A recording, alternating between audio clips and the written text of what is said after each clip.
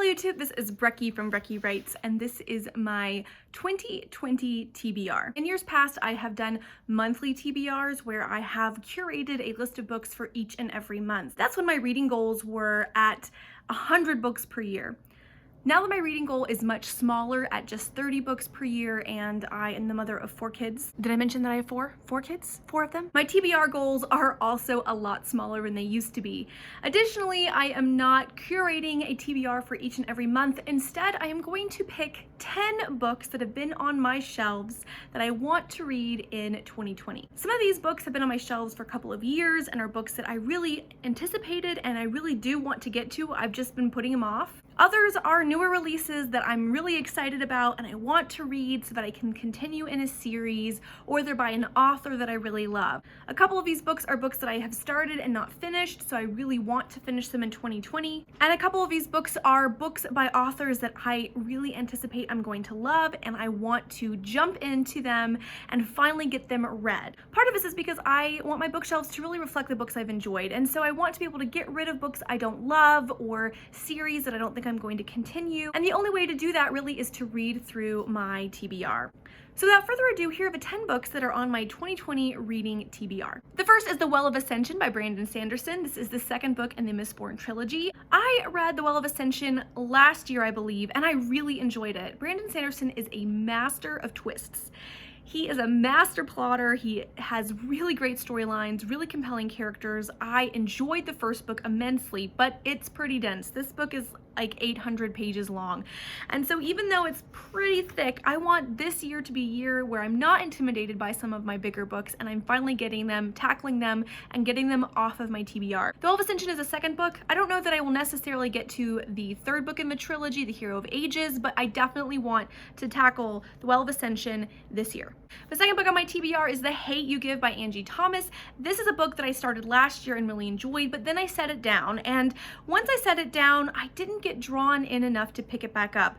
Now, in fairness, there was a lot going on in my life. I was pregnant and my pregnancy wasn't awesome, and so I wasn't reading as much, and I certainly wasn't reading books that deal with really heavy issues. I wasn't wanting to read about books where children are being affected by systemic violence.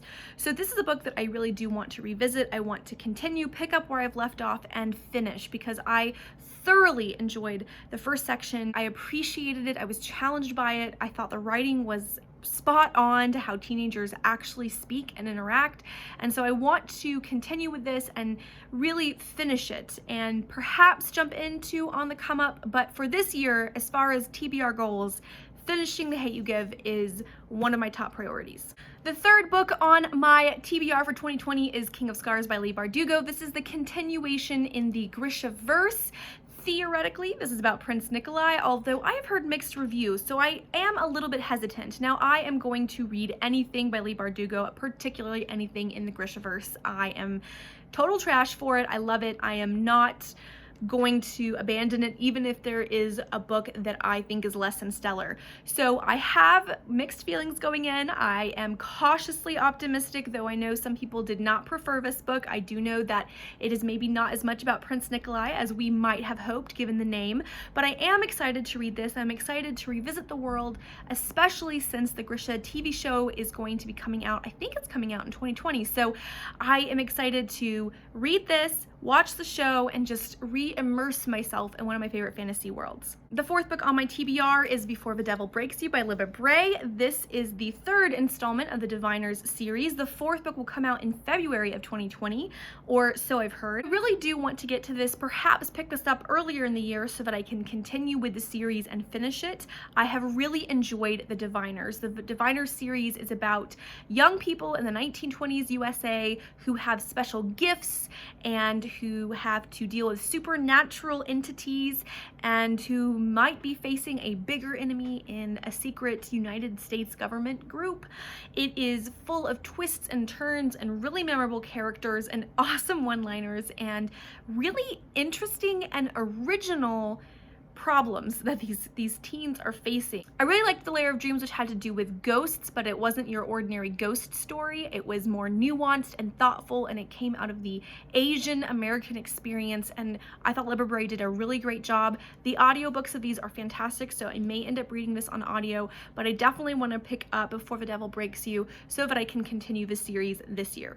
The fifth book on my TBR is To Finish Dumplin by Julie Murphy. I've actually already started this and I'm over halfway, so I am definitely going to cross this off my TBR goals. I picked this up a couple years ago at a used bookstore because I had heard really good things about it and it sounded really cute. And then they made the Netflix movie about it, and I saw the Netflix adaptation and I thought it was precious. I really enjoyed Jennifer Aniston as the mom. I really thought that the casting was fantastic. I'm enjoying this a lot. The voice is just spot on, and the friendship dynamics and the self-conscious and self-confidence issues that all teen girls face, whether they are fat or thin or pretty or not pretty by society's standards, is just really well explored here. So I'm enjoying it, and I will definitely be finishing that this year. Because I am writing a YA contemporary, I am certainly on the contemporary bandwagon, and I want to finally get to The Sun Is Also a Star by Nicola Yoon.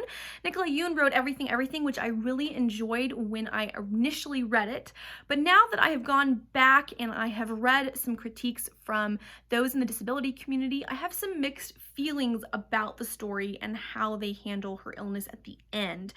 And as I am writing about disability rep, as someone who lives with a chronic digestive disease that is basically invisible if you don't know, I really have been thinking about ability and disability rep in literature, and so that is something I am thinking a lot about. I don't think I'll be rereading Everything Everything anytime soon, and I don't know if it's one I want to keep on my shelves, even though I thought it was well written overall.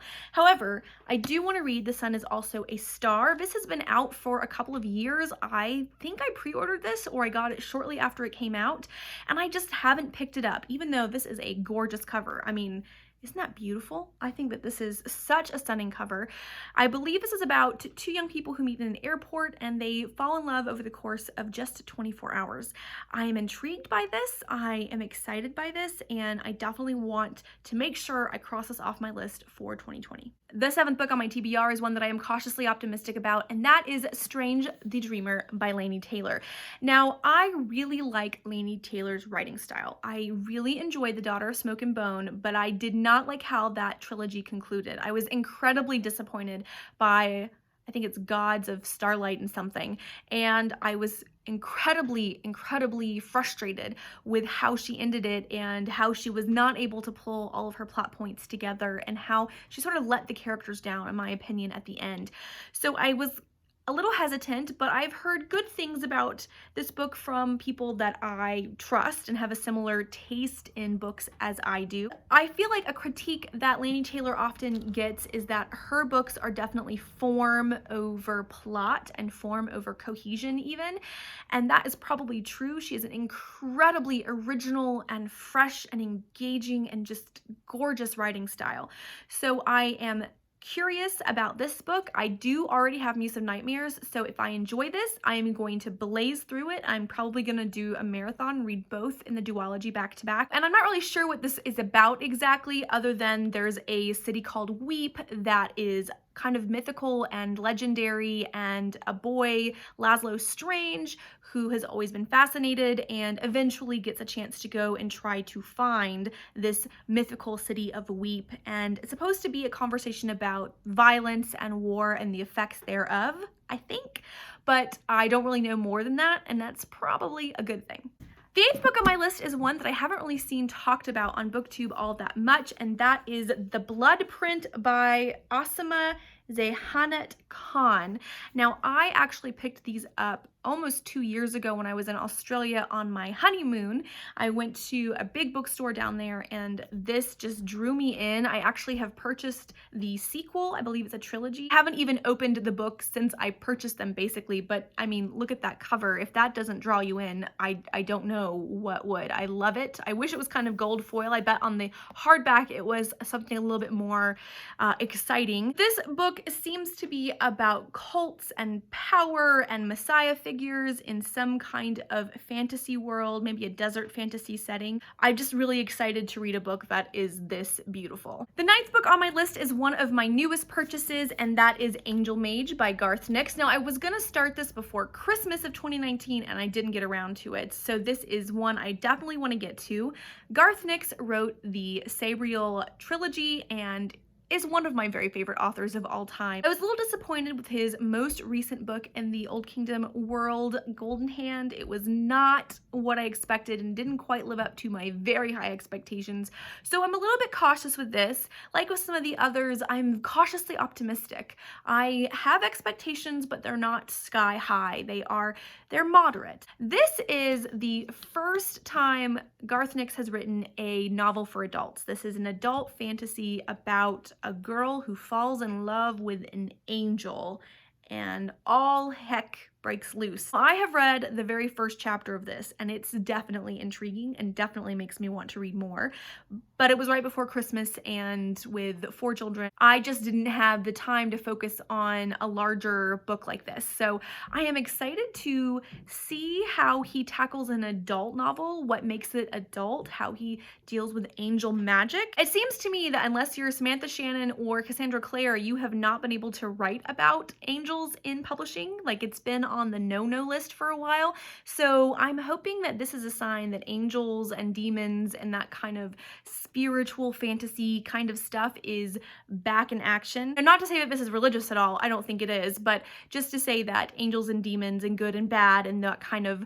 fantasy worlds are back, and we'll be seeing more books like this in the near future. The 10th and final book on my TBR is one that I am excited to jump into the series and the world, even though I thought the author's first trilogy was terrible. I didn't like it at all, but I like her presence on Twitter. She has recently done an interesting, interactive, choose your own adventure story, and that's Wind Witch by Susan Dennard.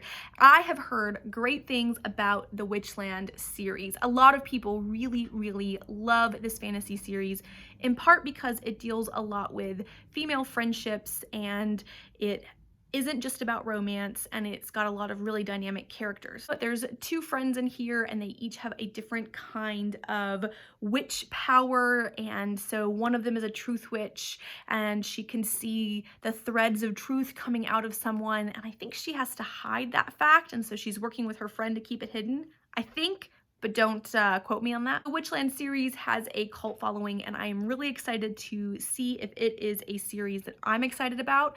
I already have Wind Witch, and I have the little novella that was released. I think it's called Sight Witch, and Blood Witch is already out. So I could really get into this series and dive in and be prepared for whenever the next installment comes out. I have lots of books in this series to keep me satisfied if I enjoy this one, and so I'll be happy to read it and either unhaul it and get it off my shelves or dive in and read all of them. So that's it, you guys. That is the 10 books that I have on my 2020 TBR. Comment down below and let me know some of the books that you want to read this year. Do you make a TBR for your whole year? Do you have a list of intended books that you plan on reading in a single year? Now, 10 may not seem like a lot. There was a time and place when I used to read 10 books in a single month, but as far as my entire reading goal just being 30 books, having a third of them come from a TBR seems reasonable and achievable. Hope you guys are having a great day, and I will see you later. Bye!